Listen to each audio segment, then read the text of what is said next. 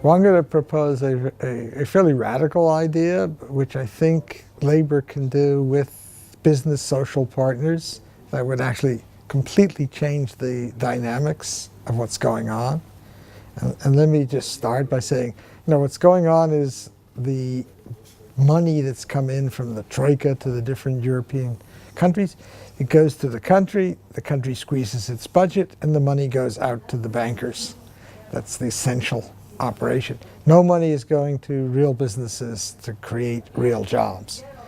And when the government is contracting in a country, that's going to put the country into a recession. And obviously we've seen that in disaster in Greece, serious recession in Portugal, serious recession in Spain, etc. And if you are contracting the government, and let's say you have to do that or you feel that's necessary because the government's got over too much debt and so on, you then need some policy to spur the private sector to balance off the decline in the public sector. And so this is a plan to have what is equivalent of a Marshall Fund type activity, but it would be funded in part from union and worker pension funds that would make investments directly into small and medium firms, probably into a portfolio of those firms in these countries. Totally leaves the banks out of the picture. I mean, banks could play a normal banking role, but not the speculative kind of games that they play.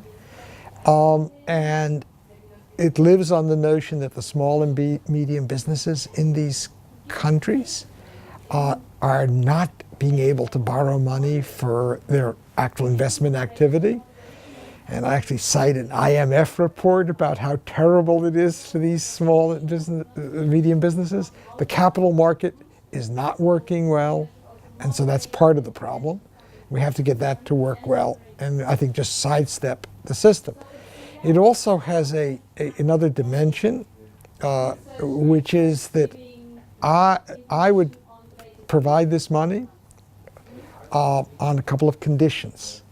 And one condition would be that the workers in the firms that would be getting this loans or equity, could be either way, that they also get a stake in the firm. And they would have to agree to some wage concessions to pay for their stake, basically. But the key thing is to signal to the outside investor that the workers believe that the firm could indeed recover or expand in the recovery that's going to happen. If you get enough money flowing in and enough firms involved, you actually can ignite a recovery, just the way the Marshall Plan did for Europe. But this would end up with a world in which workers' pension monies and workers inside a company would have larger stakes in the capitalist system than they currently have. And as you probably know, capital's share of income in Europe has gone up and labor's share has shrunk. This would give labor a share of that capital income. And so I think it has a great possibility for really transforming the capitalist system in a very positive way, and critically going around what is still a dangerous and sick financial system. And then it's the private sector actually saving the economies in these countries, as opposed to relying on the IMF and the European Central Bank, who in their heart of hearts, they may want to do the right thing, but their first priority is the banks and not the normal businesses and not the normal people. So that's going to be what I'm going to talk about. And it's, I say, a fairly radical plan. I've had some help in thinking it through with European economists and others.